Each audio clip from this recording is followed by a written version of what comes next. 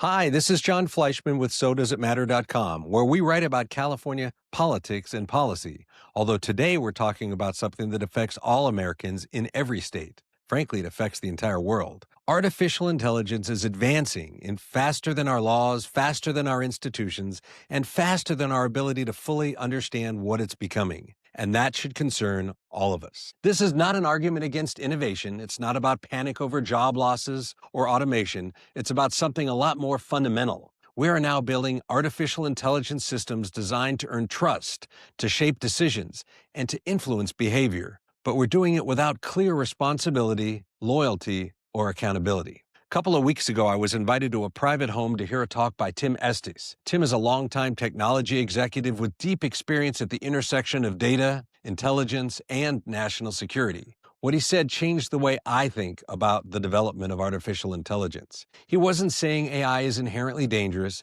and he wasn't calling for innovation to stop. His warning was more specific and more troubling.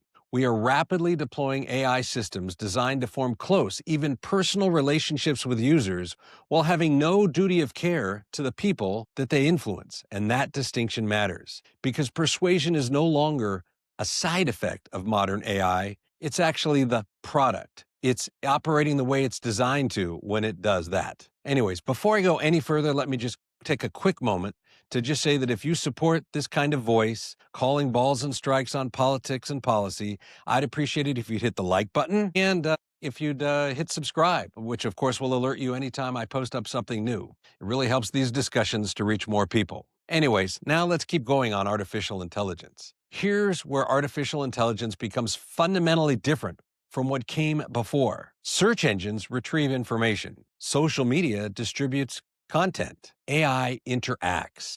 It adapts to you. It remembers preferences. It mirrors emotion. And when something feels familiar and supportive, guess what? Our skepticism drops. We start to suspect less and embrace more. And that's not accidental. That's by design. Most consumer AI today isn't just built to answer questions. It's built to make you feel reassured. It's built to make sure that you feel understanding from the AI and that the AI is on your side. In fact, at some level, it's built to make you forget that it's an AI in the first place. And that makes it far more effective at guiding decisions than neutral information could ever be, which again, that's the goal. These nudges may seem harmless, a purchase suggestion, a lifestyle choice, a financial decision, but they don't happen in a vacuum.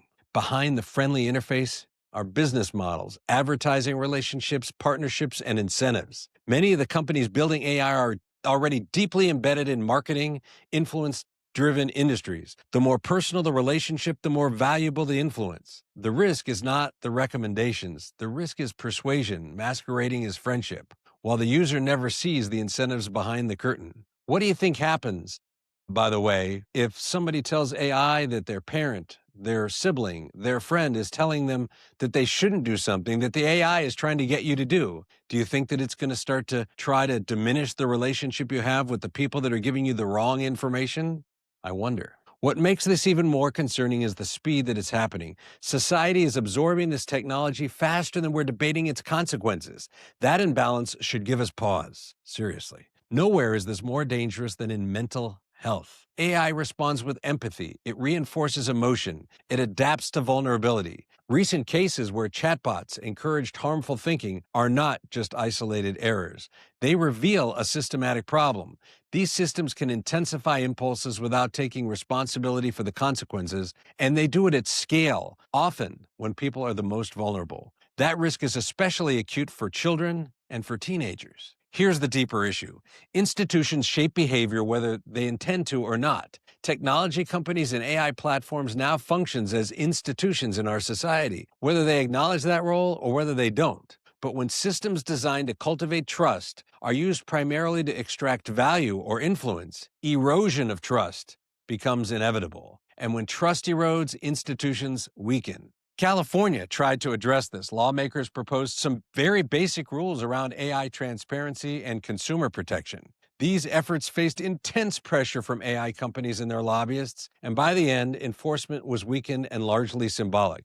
California's legislature did what it always does best. Instead of resolving a problem, it created a study to look at the problem. Anyways, that experience shows how difficult it will be to impose even modest guardrails on an industry moving this fast and wielding this much power.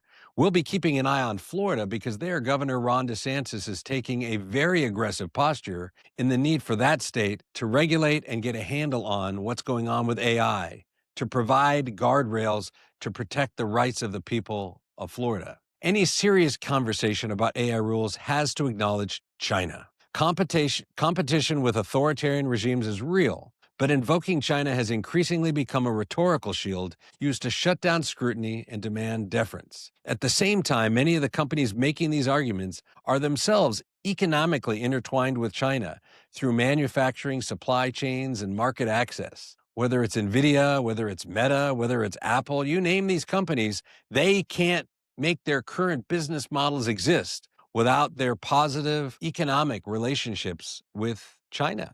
That fact is significant, and it means that our scrutiny is not reckless. It means that our scrutiny is prudent. You can't really count on those companies to put at the front of their priority list protecting us from China.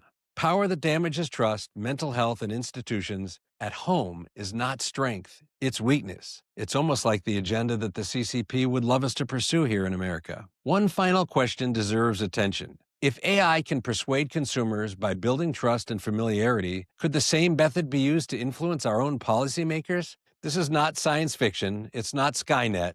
Although, are we really that far off from Skynet? AI already shapes arguments, adapts messages, and frames priorities. When persuasion becomes personalized, conversational, and constant, the line between advice and influence disappears. So, we have to ask ourselves, does this matter? And the answer, of course, is yet it matters a great deal. Artificial intelligence is no longer a neutral tool. It is being built to persuade, to influence, and to shape behavior, often without transparency or accountability. Developed carefully, AI can strengthen American values like faith, family, community, and civic responsibility. Developed recklessly, with no guardrails, it can quietly erode those same institutions and concentrate powers in ways incompatible with our American society. Guardrails are not anti-innovation. They are pro-civilization. And I think it's important to remember that. If you want more commentary like this on technology, politics, and policy, I encourage you to visit SoDoesItMatter.com,